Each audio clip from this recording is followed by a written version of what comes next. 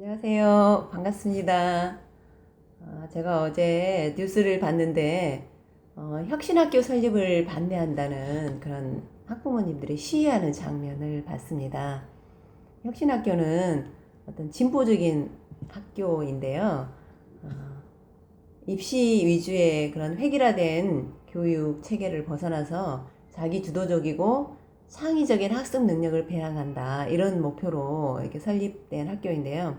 뭐 다양한 활동들을 하고 학생들은 아주 재미있게 학교 생활을 하는 것 같은데, 학부모님들이 보시기에는 학습 능력을 너무 이렇게 학습에 치중하지 않는다. 그래서 학습 능력이 떨어져서 다른 상급 학교에 진학했을 때 적응하기 어렵게 된다. 이런 우려 때문에 시위를 상당히 격렬하게 하는 모습을 봤습니다. 저는 이제 이런 학부모와 학교 관계자들에게 소개해드리고 싶은 책이 한 권 있습니다. 바로 대한민국에 이런 학교가 있었어? 라는 책인데요. 이 책을 보기 전까지 저 역시 그런 시위를 하는 학부모님들이 느끼는 그 불안감에서 결코 자유롭지 않은 대한민국의 어떤 평범한 그런 사람이었습니다.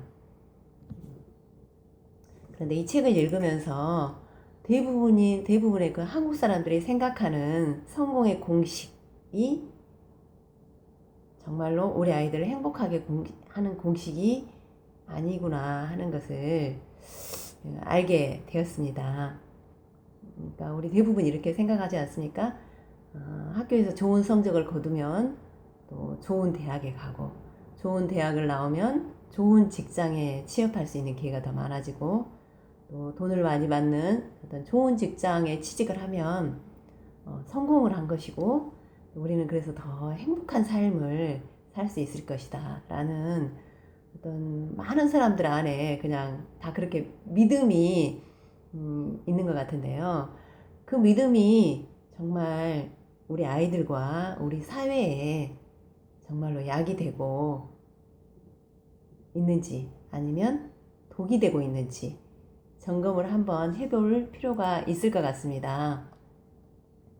이 대한민국에 이런 학교가 있었어 라는 책을 지으신 이승훈 총장님, 그 벤자민 인성영재학교라는 그 학교의 설립자이시기도 한데요. 이렇게 말씀을 하십니다.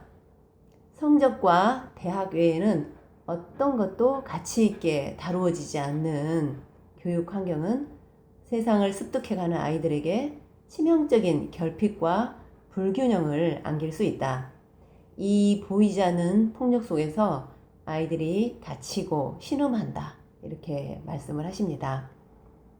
아이들이 다치고 신음한다. 이 문장을 읽으면서 크게 어떤 공감이 저의 안에 있었고 가슴이 많이 아팠습니다. 그리고 저의 학창 시절이 떠올랐습니다. 그러니까 한 교실 안에서 공부를 하는 아이들일지라도 성적에 따라서 이렇게 서열이 정해지지 않습니까? 뭐 1, 2등 하는 아이들, 뭐 대충 상위권, 중위권, 하위권 이렇게 분리가 되면서 공부를 잘하는 아이들은 부모님들 또 선생님들, 친구들한테 굉장히 존중을 받았습니다. 그리고 이제 반장이라든가 회장이라든가 이런 어떤 명예와 권력까지 이렇게 같이 이렇게 지면서 그 아이들도 어떤 우월감이나 자만심을 가질 수밖에 없었고, 상대적으로 성적이 좋지 않은 아이들은 좀 이렇게 큰 소리를 내지 못하고 또 있으나 마나 한 그런 아이들처럼 대접을 받았던 생각이 납니다. 제가 너무 극단적으로 인식을 했었을까요? 그리고 이제 그 속에서 제가 느꼈던 감정들은 이렇게 공부를 저보다 더 잘하는 아이들 앞에 가면 어떤 질투심도 느꼈고 또 위축되는 그런 느낌도 많이 느꼈었고요. 그리고 저보다 또 공부를 못하고 이런 아이들을 보면 제가 자만심을 느꼈던 그런 좋지 않은 기억도 있습니다. 그래서 같은 친구들이 어떻게 보면 적이라고 그렇게 표현을 하지 않았지만 적이 되었던 것 같습니다. 그래서 친구들 사이에 있어도 외롭고 또 상처를 주고 상처를 받았던 그런 기억이 납니다. 그래서 이 이승원 총장님께서는 이런 환경 내에서 아이들이 대부분 많은 아이들이 겪는 문제는 자존감과 자신감이 낮아지는 것이다 라고 이렇게 말씀을 하십니다. 이것은 자기 자신에 대한 어떤 긍정적인 감정을 잃어버리게 하는 심리적인 위기 상태다라고 진단을 하고 계십니다. 우리의 삶을 지탱하는 힘, 또 삶을 풍요롭게 하는 그런 능력은 자기 자신에 대한 긍정적인 감정이라고 합니다. 자기를 있는 그대로 인정하고 사랑받을 수 있는 사람이라고 믿는 그 믿음, 이것이 우리 삶을 지탱하고 풍요롭게 하는 힘이라고 합니다. 자신감과 또 자존감은 또 우리 인성의 주춧돌이라고 합니다. 이 주춧돌이 안정되게 놓여야 그 위에 우리 삶이 차곡차곡 쌓여가는 것이라고 하십니다.